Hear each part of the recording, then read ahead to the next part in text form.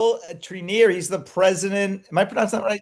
That's Treneer. right. I got it. President of ICM Consulting. They're out of Houston. They are tech consultants. I'm going to let him tell you all about the incredible work that his company does. And so I'll turn that off over to you, and you could take it away, Bill. Okay, thank you. I'm going to share my screen with everyone.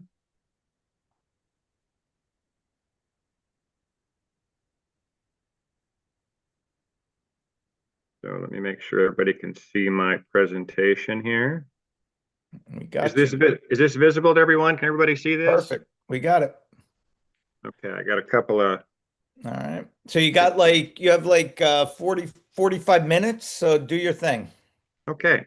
Well, I think we can easily do that and get all the questions into. This is a good group, but um, thank you all so much for attending. It's great to work with Seven Eagle. They've been a great partner for us. We're kind of new to them. We've kind of been working, kind of, coming up with the relationship and how it's going to work for about 2 or 3 months now. But it's making sense to everybody, and we just want to both together work together to try to do the best we can for all of you transitioning service members that are going to be going into the private sector here in a short amount of time. So, um, as as was mentioned, I'm the president of International Communications Management, but we are now creating a brand new entity. We are a training company. My company ICM has been training for over 30 years in the IT industry, but we are branching out now, and we've started a new business called the National Trade School Alliance, which we're incorporating a bunch of training programs that are quick to market job positions, so that you can train in weeks, not years, and be ready for the job market for high paying jobs. And that's the whole idea of a trade school. We are now kind of positioning this so we have multiple trade schools in each state in this thing. And now it's a fairly new alliance. So I'll show you the ones we have in place already. But I've got another meeting at 4 o'clock today, and I understand we're going to be adding some more members to the group as well. So let me kind of go forward here and explain what we're doing.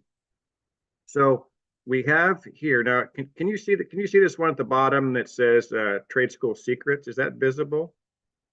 Is that visible, or is it blocked by the bottom of the application here? I just want to make sure that you guys can see my whole screen. There's going to be a lot of information in the bullet points in these various ones. So if you want to do a quick screenshot, to grab all the details and content, please go ahead and do that. And if I talk too fast, just say, hold it, I haven't got my screenshot yet, and I'll pause and let you do that, okay? So here are some members of the National Trade School Alliance and partners. We have the Texas Trade Careers Group out of Dallas. They also work in anywhere else in the state of Texas, and I'll explain why they're I'll explain the state issues here in just a couple of slides. They do not operate in Houston and San Antonio, but we're getting other trade schools that operate in those cities. We have the Stone Force Academy, which is in Massachusetts. We have a company called Elevate. They specifically call themselves Elevate Hire, and they're based in Arizona, but they also have cross state relationships with Nevada, Wyoming, and Montana as well. And then Trade School Secrets, which is the one that kind of automates the process to become a trade school, and is helping us add more and more all over the nation. One of the things that is interesting about trade schools is they really are kind of based by state rules. There's not like a national trade school process. They're all done by various states. So with some, you can start operating immediately. With others, you have to go through a year of being connected in your local state, and then they see that you're working. And I mean, there's just a bunch of different rules to follow. But what we're presenting to you guys today specifically is something called the Workforce Innovation and Opportunity Act, or we like to call it WIOA. Okay, these are WIOA, and WIOA has some grants that are done through in Texas, we call it the Workforce Solutions, which is where I'm based in Texas, but they may call it something different in other states. But it's basically the idea of workforce programs to get people off of unemployment. That's basically what the function of most of these workforce state organizations are going to be. Now, here's the situation with how this affects you. The Workforce Innovation and Opportunities Act, or WIOA, has grants, and they're one of our major funding sources. Oh, by the way, as I'm going through this presentation, can you guys see my cursor? If you guys can just give me a nod or something like that. Are you able to see my cursor move? So I go through 1, 2, 3. You can kind of see which one I'm on. Is that visible? Yeah. Okay, great. Thank you. I appreciate that. Okay, so we are planning on having you guys apply yourselves for these WIOA grants, and we're going to help you do that. When you use the word grants, of course, that means there's no cost to you at all. There would be no cost to any transitioning service member. They're used for a specific career path. That's the idea. The idea that these grants have to begin with is you're supposed to get some training for a specific job. Once you apply that training to the job, you should be marketable and be able to be hired. And so we want to pick some jobs that are just in such high demand that you can get snapped up immediately. So we must, in order for that to work, each state will have an in-demand occupation list, and there is a list. Like here in Texas, we know what they are, and they say you can't get a grant for the training in just something that's like cooking or something. I mean, you might, but there's plenty of chefs in the world right now. There's not a high demand, I don't think, for chefs. So that wouldn't be one that we would be able to train. There's other schools for that. Now, these state level grants do not use up your GI Bill funds. So some of you are planning on using your GI Bills for training or college or something. They also don't use up any Pell Grant funds. These are totally separate from those. So it's another source of getting you great occupational training. Each state and each region within a state, especially larger states like where I am in Texas, they have different rules depending on where you are. So each state has their own ways of doing it. It's funded through the Department of Labor, but each state has the ability to create the rules that they want. In Texas, there are 28 regions for WIOA or the workforce group in Texas, and each region can set their own rules. So what do we mean by that? Well, I'll skip down to number 8 here. For instance, you can receive a grant between $5,000 and $12,000 to use for training for some particular occupation. Okay, well, that may be different in one state versus another. One state may only offer $5,000 for that. Another state may only offer $12,000 for that. In Texas, it may be between $5,000 and $12,000 within each region. Some regions may offer one, and some other regions may offer more. It all depends on where your address is and what your location is, as to what your state might be willing to do. Now, let's jump back up to number 7 here. Here's what is true pretty much across the board, though. These grants were designed to keep people off unemployment. So people who currently, the ones that would qualify this are people who are on food stamps or people who are receiving some kind of other government funding just to run their daily lives, right? And so the idea is provide them these funds, and then they won't have to pay for unemployment or other kinds of government subsistence or anything like that, right? So everybody in that category qualifies for the WIOA grant. But if you are a transitioning service member, or you're out and you are a veteran, you move to the top of the line for WIOA grants. So there's kind of a hierarchy in who qualifies for these things. But no states and this is the way the government programs were written, they don't want to see veterans end up unemployed. That is a major concern for them. So when you guys apply for these things, after your application process is done, and again, like I said, we will help streamline that for you, you move to the top of the line. Okay, so that's one reason we want to tell you about that. The other reason that we like to market these things to you guys is because it's really important as a trade school for our people to actually graduate the program. And we found that veterans and transitioning service members like you have a higher rate of graduation than the rest of the population that might be receiving these grants. So obviously, it's better recruiting for us to have you guys in the program. So I mean, that's just smart, right? That's just smart to do that. We want you guys in our programs as much as possible. Now, these differ a little bit. These grants only pay for training. They do not pay for housing or anything that's non-training related. Now, obviously, books and equipment and things like that, that's covered because that's part of training. But food, housing, cost of living type things, that's not there. That has to be covered some other way. Okay, so that's the basic idea behind the WIOA grants. Now, what kind of training do we offer? Well, we have a number of different trades that you might be interested in, and I'm going to go through several of them here. And let's just kind of start with the first one. The first one is a program for electricians. Okay, electricians are in high demand right now. Okay, there's a shortage of 80,000. That isn't, I promise you, that is an old number. I know the number is higher than 80,000 right now nationwide. Electricians are needed for solar paneling. Oops, sorry, I hit that wrong with my cursor there. We need them for doing solar panel installation, EV charging stations, data centers. This one's a huge one, data centers.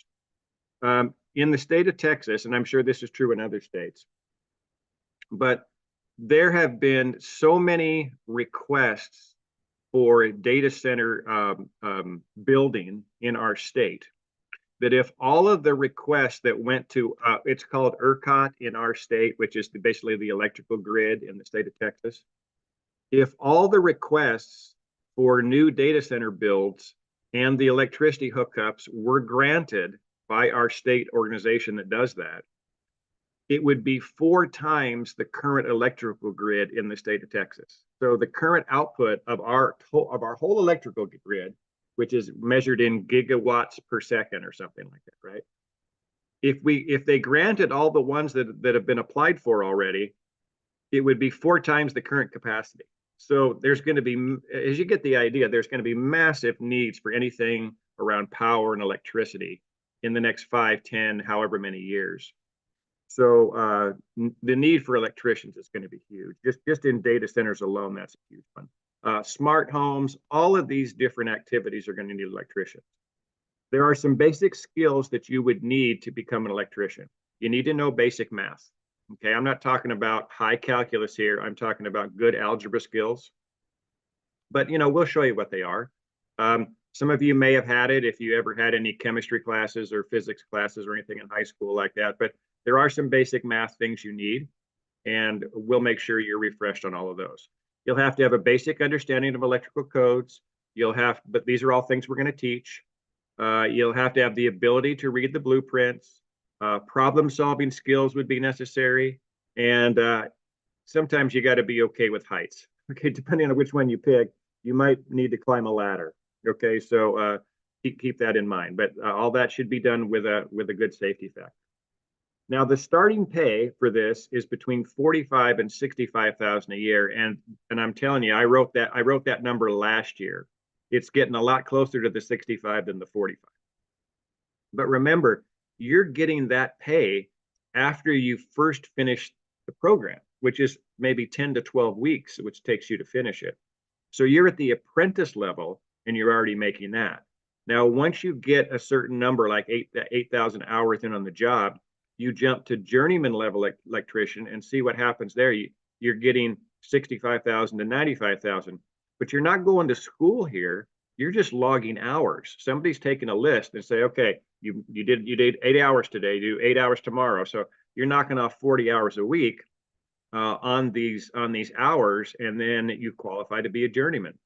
Okay, so you're still earning money at the apprentice level, but you're accumulating hours that are going to jump you to another level. If you get to a master level, depending on what location you're in, you can get well over 100,000. See this range here? We're well over 100,000 in pay at this point. And if you're doing specialty things, like you're really good at installing solar, or you're really good with now industrial, would be things like turbines, like you know how to do electrical turbines or something like that, or you can specialize in data center electrician.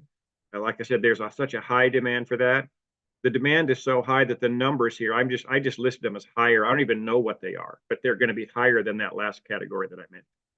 So electricians are huge. That's going to be a big category for if you are interested in that. It's a great profession to have going forward. Here's another one: heating, ventilation, and air conditioning, which we all term as HVAC. Becoming an HVAC technician. The shortage is also big for HVAC technicians. Currently, this is 2025 statistics, 115,000 person shortage nationwide for HVAC. HVAC takes just about as long as electrician, but it's kind of simpler in the way you teach it. There a lot of the workers who know it well, by the way, are entering their retiring years. There's a lot of people who are 60s and stuff, 50s and 60s. They're getting older, and so that number is going to do nothing but go up. Again, you need HVAC for things like solar panel, EV charging station, data centers. Also, not only they need electricians, they need cooling. Cooling is necessary for all those big servers that are cranking out all those AI chips. So that's going to be a big issue. Smartphones, all of these smart homes, they're all going to need HVAC technicians. You do have to have basic electrical skills. So there's a little bit of overlap in the electric training between an electrician and an HVAC. You don't need as many of the electrical skills, but you have to have some basic understanding. You have to have a mechanical aptitude. You have to have basic plumbing skills. There is water involved in an HVAC system usually, especially for air conditioning. So you have to have some basic plumbing skills, but you also understand other things like Freon and so forth. Customer service skills, you will be dealing with the public. You have to be comfortable with technology because there are some circuit boards and things like that work in these HVAC systems now. You need to be able to diagnose certain problems. This is basic troubleshooting, but we'll show you what that is. And you've got to be willing to do performance of maintenance. Okay. Now, what's different for HVAC compared to electrical is there is no apprenticeship required for that. Okay. When you get your certification, you are an HVAC person. There's no journeyman level. There's no master's level. You just go. Okay. Starting pay again is between 50 and 65K. Again, you're still learning. You're getting this starting after you get your certification, but you're learning on the job still at this point, and you're still making this kind of money. As you become experienced, as you become an experienced tech, and you then can help other junior people learn, you're in the 70 to 100K plus range. Okay. If you are really good in specialty industries, like I said, data centers, it's even higher. Now you're in the 80 to 120. Okay, so there's another good trade, HVAC. Let's look at a third one. Here's plumbing.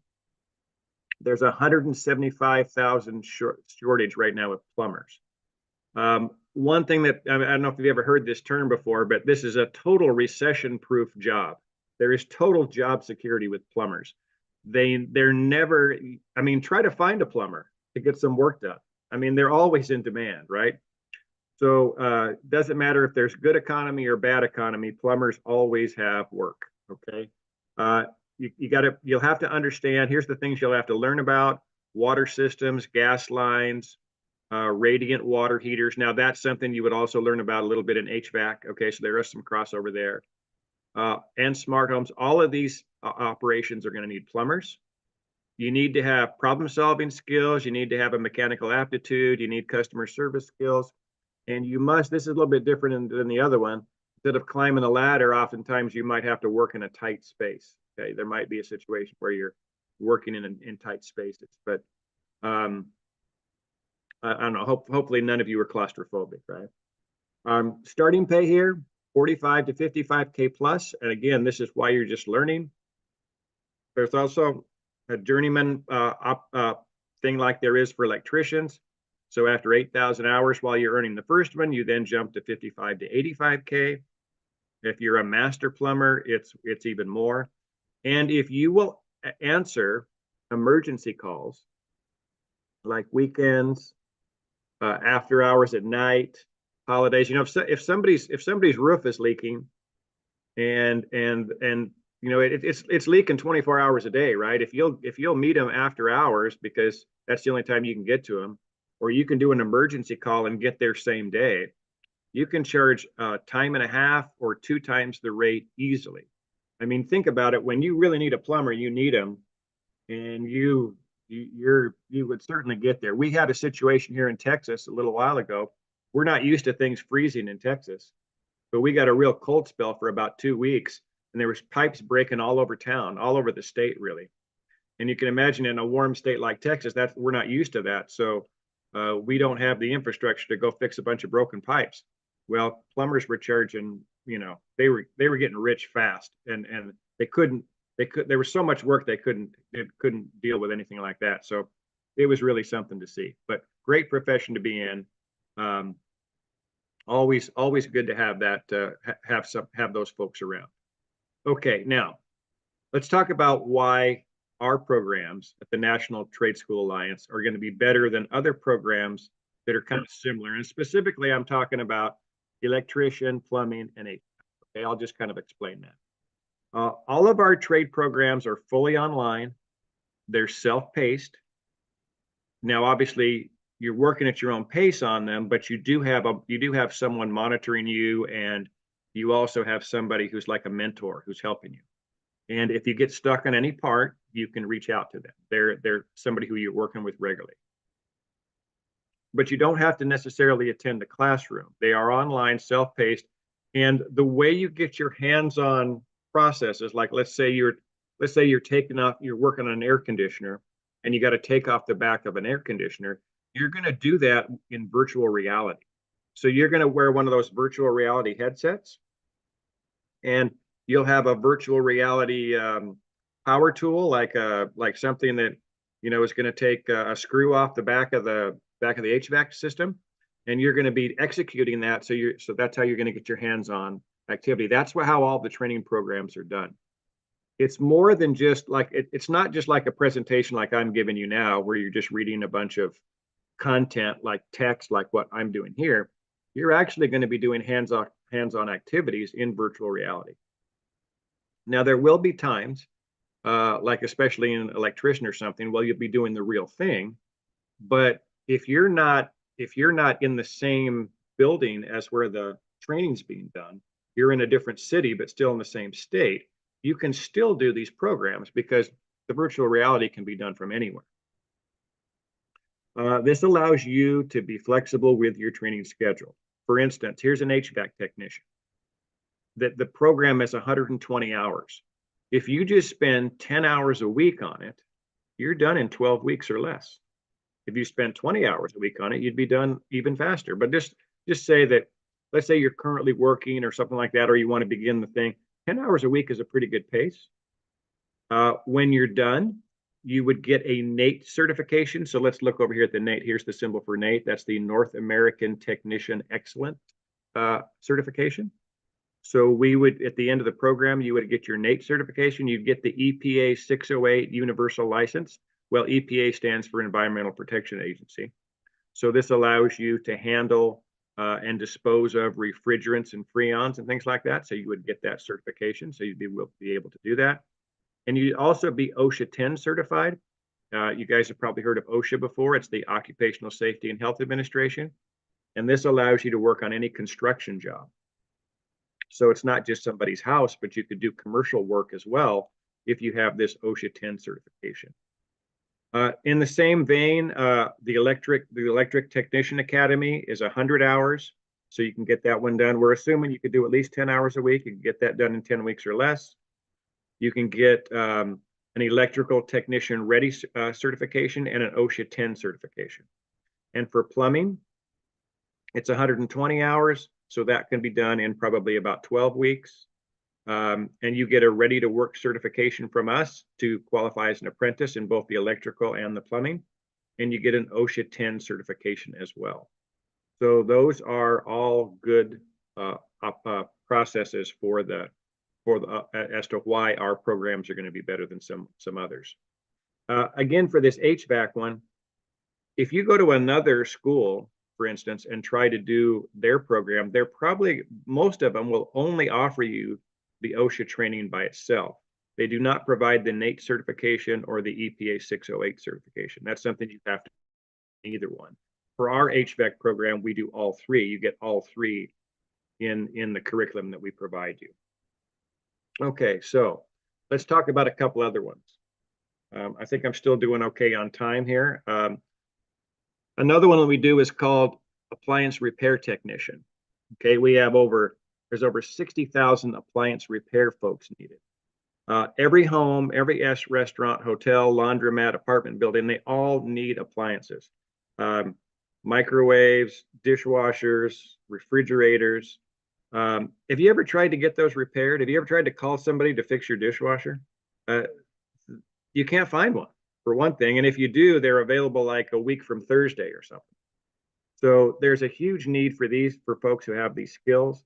And you think, a lot of people think, well, my dishwasher, I only paid $300 for it anyway.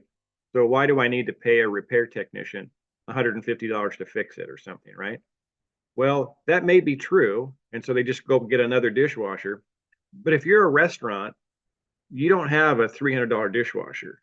You have a $5,000 dishwasher. So it makes a total sense to get a maintenance repair technician to come out and fix that. So try to find those people. It can be kind of difficult. Again, starting pace, 45 to 60K. Again, that's just while you're still learning the process. Experienced techs, 65 to 100 plus. And a lot of people grow this into like their own appliance repair business. And at that point, if you have your own appliance repair business and you come to us and get some junior techs from us after you already build out this business and you have some clients, well, then, in fact, you start your own business in any of these things and there's no end to the amount of what you get paid. Because it's a business at that point. And you do as well as your clients are willing to pay you, right? Okay, as I mentioned, our programs are better because of what we offer. We have let me see if I can move my picture here a little bit. It's kind of blocking my screen. Let me see if I can move.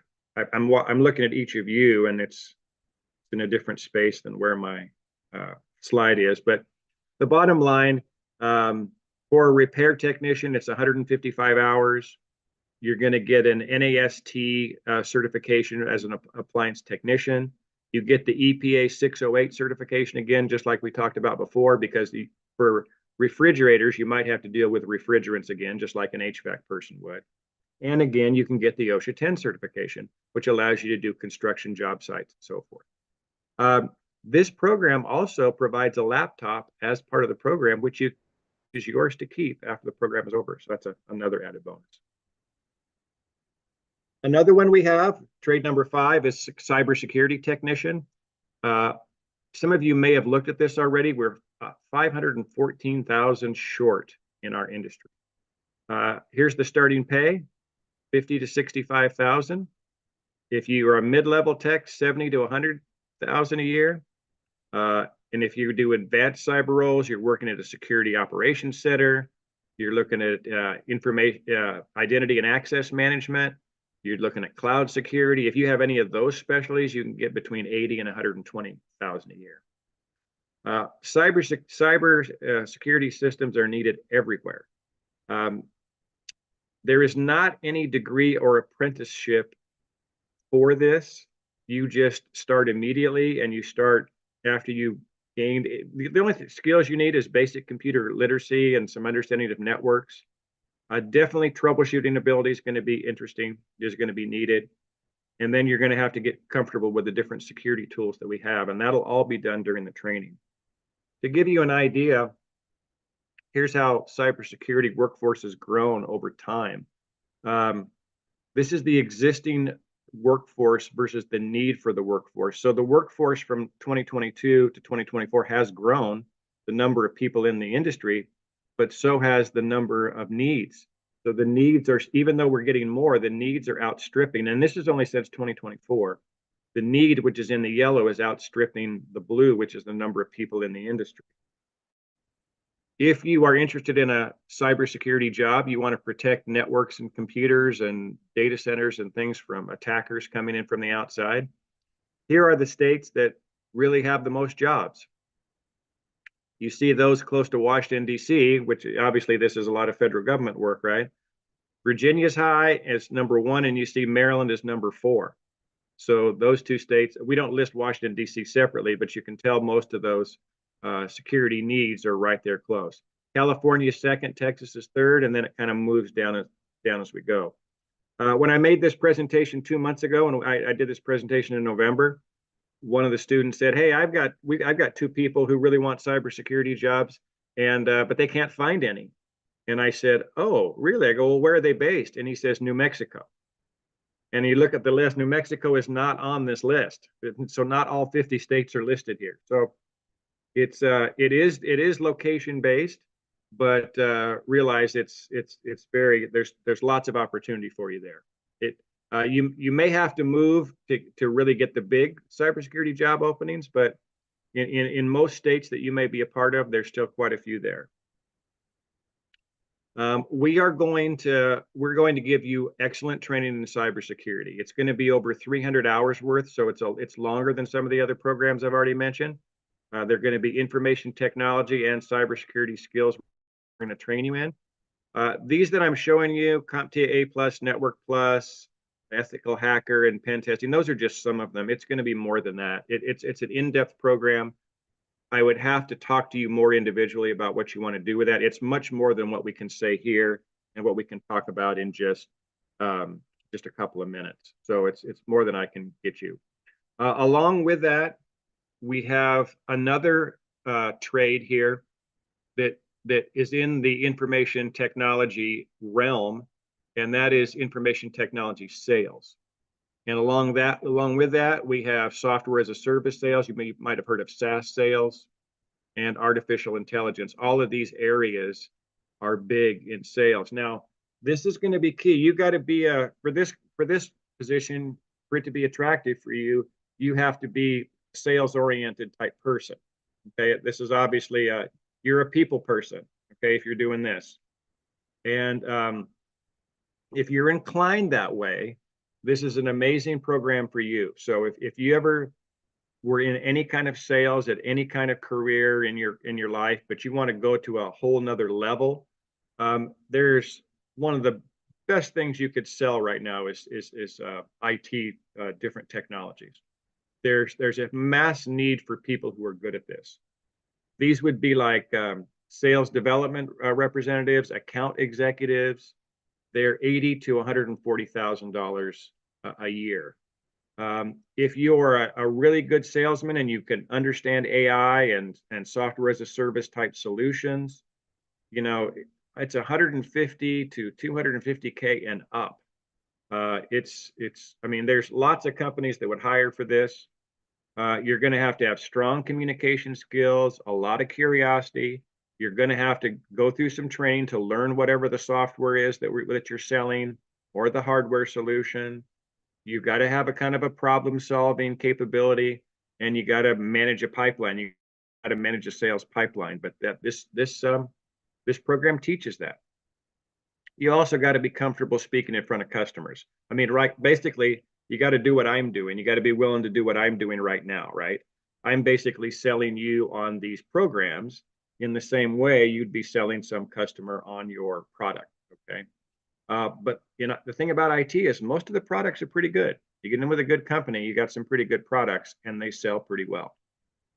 You don't have to have a technology background or degree. It helps, but you don't have to. Most of the skills you need to learn can be done through the training of this process. So the IT sales program, it's mainly done by our company called Elevate, by the trade school Elevate, which is the one in Arizona, but also has other programs in New Mexico, in Nevada, and Montana.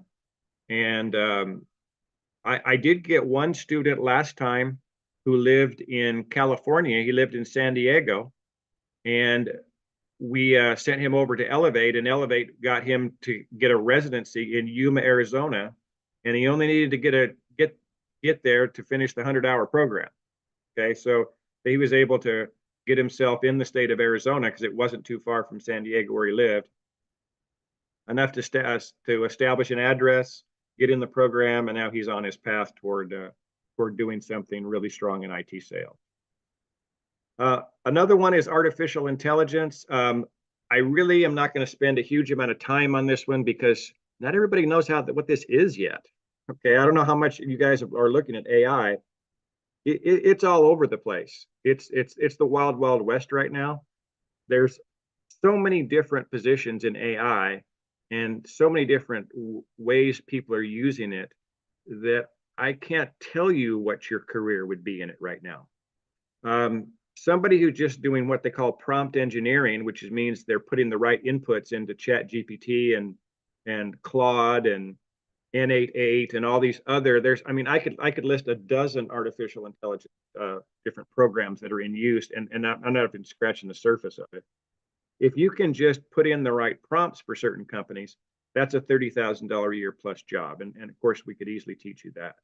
But if you want to spend more time and learn to become an AI engineer, which means you need to learn Python. You need to then learn machine learning. ML stands for machine learning.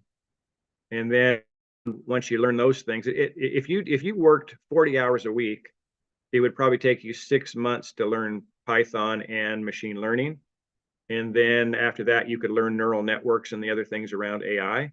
And then you would qualify at, 100 to 350K a year. It's a big deal, but it's a lot of work.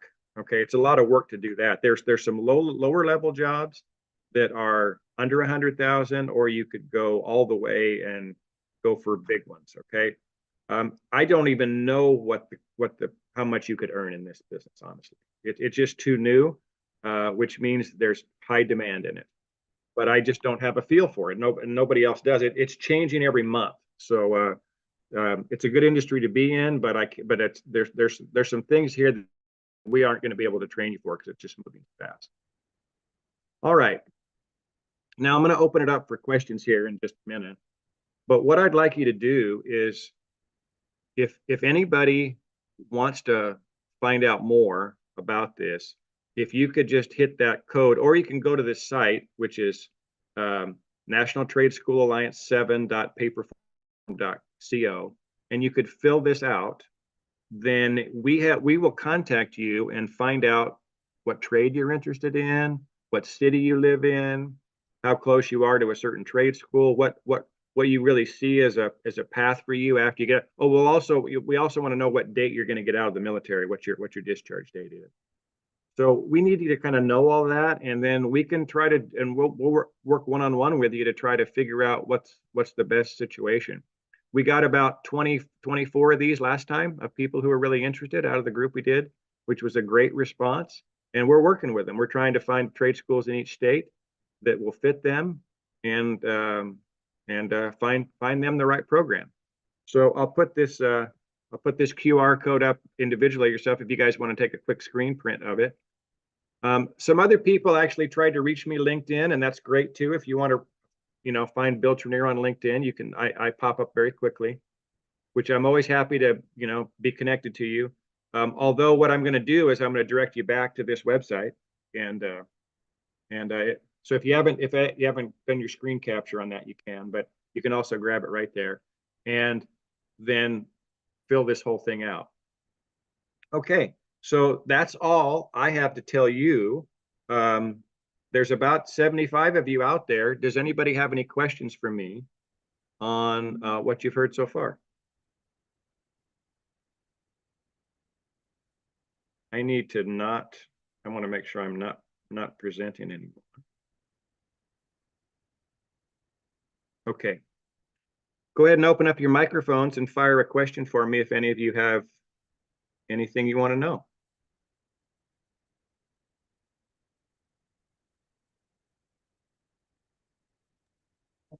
Hi, this is Ashley. You say Ashley? Yes, Ashley Alvarado. I'm sorry, I Hi, didn't raise Ashley. my How are hand. you? How are you doing? Good. So I am one of the unfortunate ones that are in San Antonio, I guess.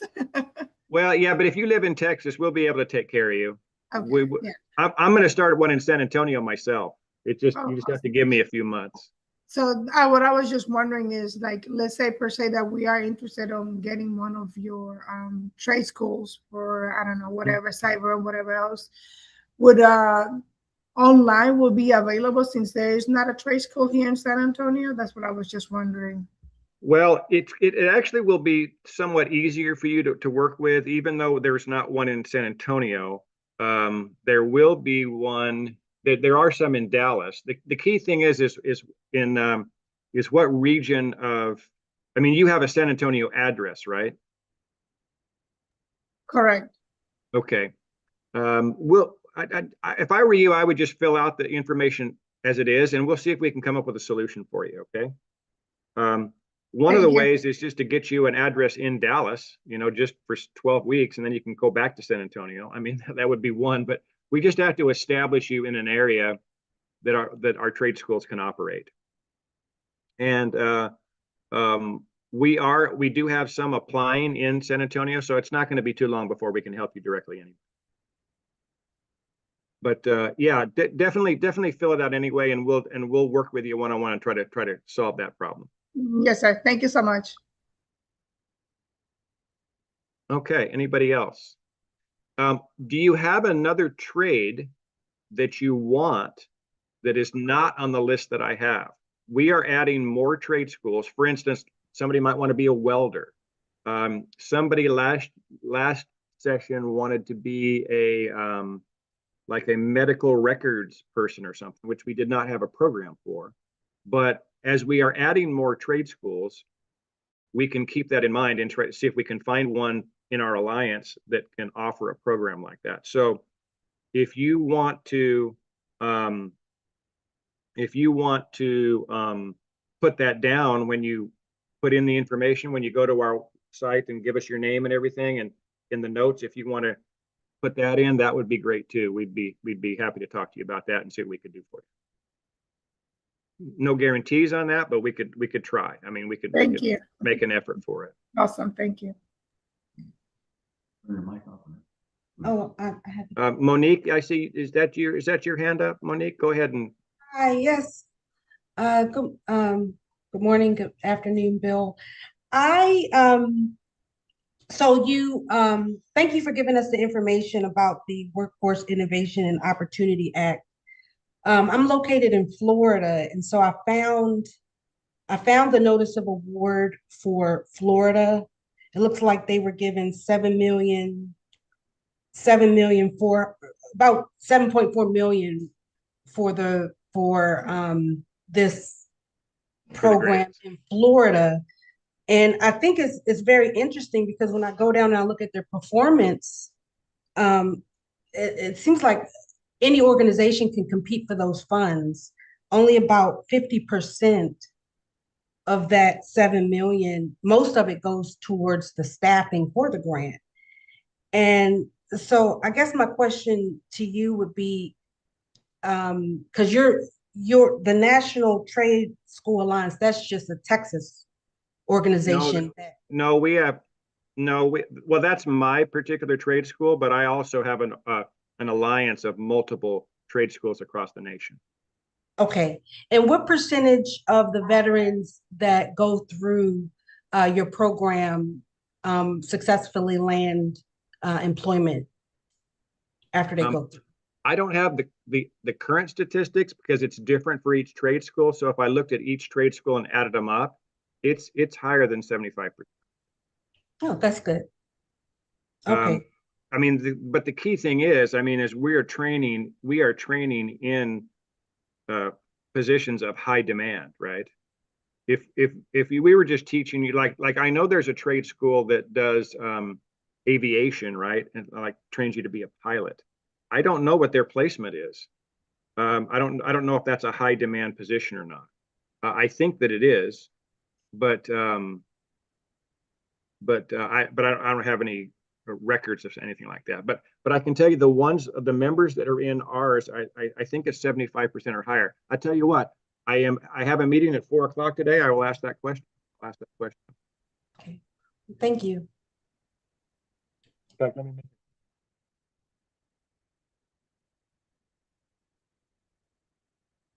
okay, because I'm sure it's going to be different for each individual school. And you said you were in Florida, right? Yes, I'm in Florida, and I was reading through the grant um, for the Workforce Innovation Act, but it sounds like it would be more of an opportunity if I started a business for veterans, because those initial funds goes to the organizations who can select the veterans. That might be a different grant. I don't think I think it's way more than 7 million for the state of Florida. There's multiple WIOA grants. So you might not be looking at the same one that we would have you apply for. They got so Florida got financial assistance from the federal government for 7,473,000. Yeah, 7 million is not that much really for a whole state. I know, that's why I was looking. I was like, for fiscal year, I'm like, that's not a lot. I'm sure you're looking at one specific WIOA grant. There are multiple ones, and Okay. I'm pretty sure that there's more than that. I can tell you this: we do have a Florida school that is in the application process right now with the state of Florida. So it's just waiting to come online. So sometime in 2026, we will. Florida is different. They make you wait for a while. They make you be up and operational before they allow you to use WIOA grants. So each state has their own rules, and they make you wait. But I know that we have a Florida school in process. I'm hoping they'll be in my meeting this afternoon. That's great. So you won't have to wait forever. Well, thank you. That was my only question. Okay. Anybody else? I don't see any other hand raised. And if you don't necessarily have to raise your hand, just open your mic and talk. We're at a pretty freewheeling stage of this here.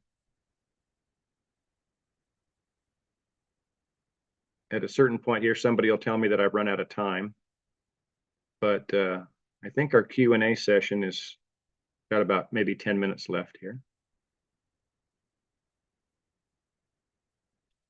I tell you what, also, if you would like to just communicate with me here, tell me what you do want to do.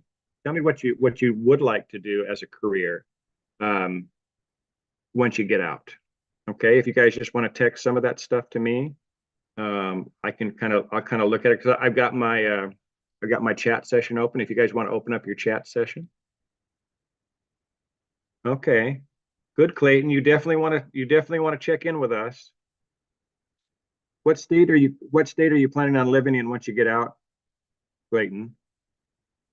Virginia. I'm actually here now for my skill bridge. Oh, yeah. Well, we definitely, if you're already in Virginia, you will have no problem placing you. Okay. Awesome. So sign it up anyway. We don't have a school in Virginia, but I'm trying to find them. So go ahead and fill out the stuff with us so we can start communicating. Yeah, I think I just did. I filled it out about almost 10 minutes ago. Okay, excellent. Good. We'll reach out to you then. All right. Oh, that's okay, cool. I see, Tanya, you want to build tiny houses. Man, who doesn't? Where are you gonna live? Where are you gonna live, Tanya, after you're done? Jacksonville, North Carolina. So we actually just relocated. That's why I don't have my camera on, because our internet's not great. So we just moved into our forever home, and yeah, hoping to get my workshop set up soon so I can get back to building. Okay, well, sign up and make sure that I reach out to you, and I might be one of your customers. I've got some land I need to do something with. Oh gosh, I love building. My mother-in-law wants to move in with us. I told her I'll build her a tiny house in our woods. We're on 2.5 acres. She can live out in my woods. Yeah, that makes sense. All right, well, somehow reach out to me, okay? Absolutely. Thank you. Okay, Steve, you want to be accounting, bookkeeping. Do you have a program to go into, Steve, for that? Not really. I actually just did an interview with the state too. I might end up having to go back to do I've already got a master's degree, but I might need to go get like an associate's in accounting. What's your for master's this. degree in? What's your master's degree in? Cybersecurity. Oh, it is, and you're going into bookkeeping. Well, I've done both, and I just decided I like accounting better. It's just more fun. I don't know. Well, I tell you, there's a massive need for accountants. I didn't put that on the list um, because we don't teach that, right? But I have very difficult time finding an accountant, finding a good bookkeeper. I just got a brand new one after getting rid of my old one, and I'm paying a ton for him, but he's so worth it. So it's a great career to do. Um, do you have some background in that? I mean, have you taken some business classes and things like that? Any accounting classes? I've never taken classes, but that's what I do for my squadron now. Like I'm the accountant. I'm So the you have practical budget experience. advisor. Well, you could Yeah. immediately get into bookkeeping. Okay, you can immediately get into bookkeeping. Um, QuickBooks, QuickBooks has a self-paced program that is like 5 different sections, and you could become a QuickBooks Pro advisor. Yeah. Um, that is not a bad thing to add to your resume. That's The something you can. USO offers that for free through Coursera, and I'm on that now. Yeah. Yeah, good plan. I would do that. I've had 3 people go through that. No, I'm sorry, about, yeah, 3 people go through that, and 2 of them got the certification. From what they told me, sections 1 through 4 were not that hard, but section 5 is the really hard one. That's the one that makes or breaks whether you pass it. So, Yeah. and some of my people didn't pass it on the first try; they passed it on the second try. So don't feel bad if if it takes multiple times to pass it. Nobody puts that on the resume that I passed on the 3rd time. Nobody puts that on their resume. They just put that they passed. Sure. Yeah. So don't let that worry you. All right. Well, good luck to you on that one, Steve. That's not one I can really help you with, but hopefully wish you the best of luck with that. Okay. Katie, you want to be a concept artist. I don't have a program in that, Katie. I could, I can't think of exactly what we would do with that. Maybe you could combine that with an electrician certification though, and you'd be awesome. I don't know. I don't know what to do with that, but good luck to you on that one.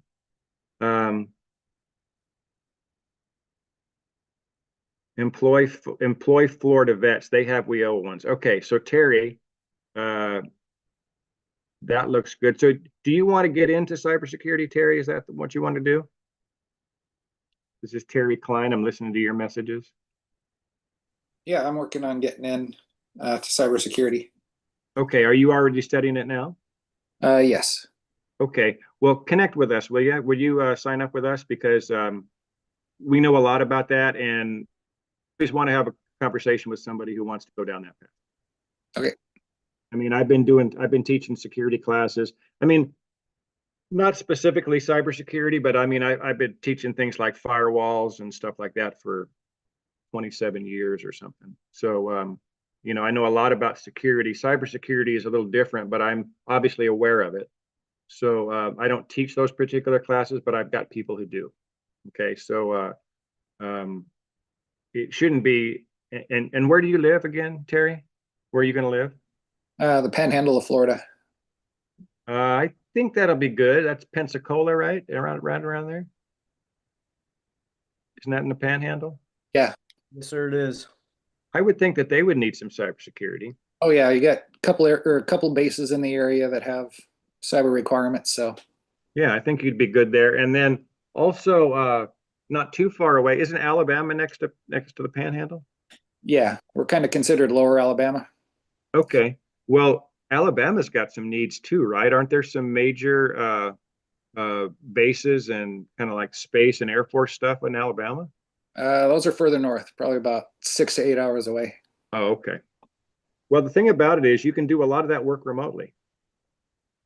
There's a lot of like I know here in Texas, here in Houston, a friend of mine has a security operations center, and his guys don't even work in the office. They work out of their house. So, think about that. You don't have to work. You don't have to go. I mean, people want you to go into an office now, but you don't have to all the time. You could be working for a company that will allow you to work remotely from anywhere. So it just depends. That's the same thing I ran into last time when I was talking about these guys from New Mexico.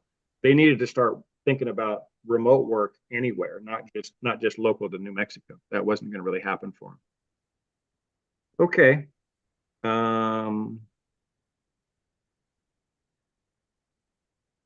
All right. I'm not seeing any other questions out there, and I think we're kind of at the end of our hour. So You have Ping Wing. I think he had a question. okay, where I don't see that one. Was that in the chat?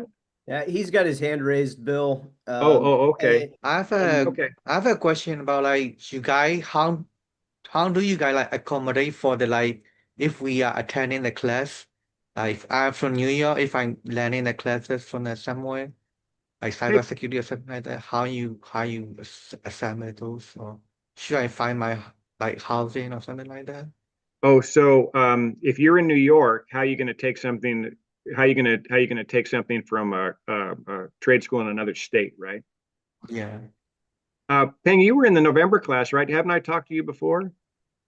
Yes, but I didn't fill the form because I'm thinking of like currently I'm taking the classes from the Coursera, but I'm interested in the cybersecurity one, but yeah, that's the thing. Like I don't want to move out of the New York City. Like that's my Yeah, problem. I don't have a trade school in New York right now.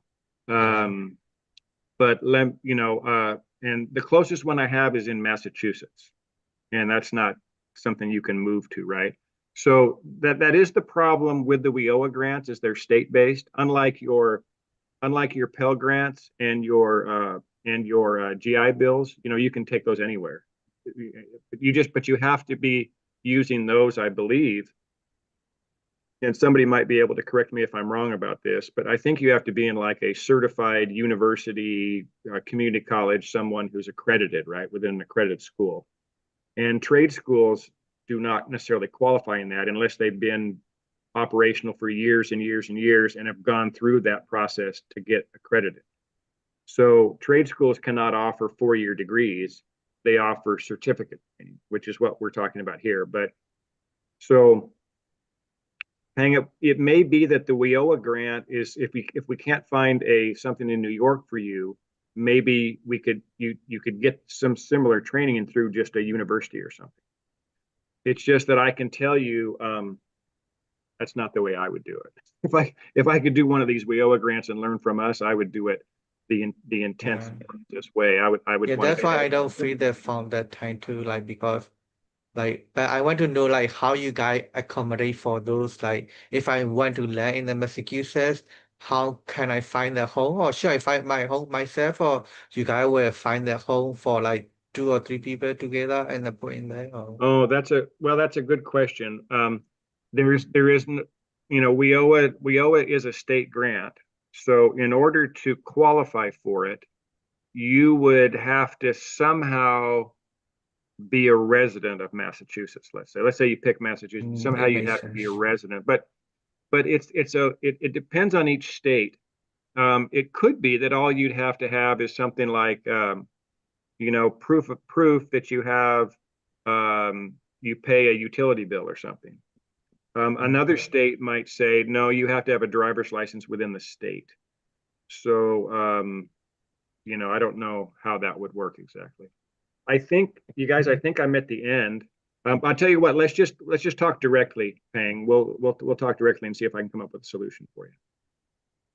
Thank you so Is there much. someone else who's following me, or maybe the Seven Eagle host can tell me if I need to jump off or if I can stay and answer some more questions. Yeah, Bill. Yeah, Bill. Hey, we're about out of time here, and we've got That's what I another figured. session coming up. So appreciate everything, and remind everybody that if you want to connect with Bill, make sure you put it on your end of day forms. And if you have any additional questions to ask him, you can connect with him through that. But yeah, Bill, we do appreciate your time. Okay, thank you so Thanks so much. much, Bill. Thanks, buddy. And please hit those forms that I left you in the application as well. All right, thanks a lot. Thank you so much to Seven Eagle for sponsoring this for us, and wish you all the best in getting good careers after you get out of the military. Thanks, Bill.